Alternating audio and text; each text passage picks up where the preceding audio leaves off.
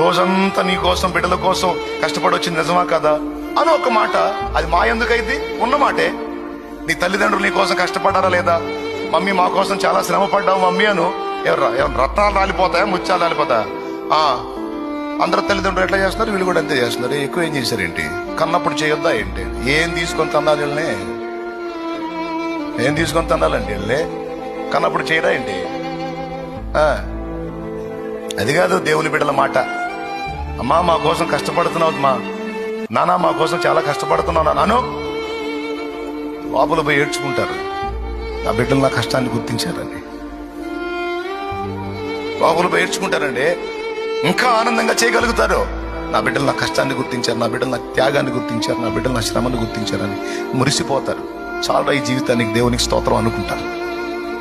కానీ అనేక కుటుంబాలు ఎన్ని, అలా గుర్తించే కుటుంబాలు ఎన్ని, ప్రోత్సహించే కుటుంబాలు ఎన్ని, ప్రశంస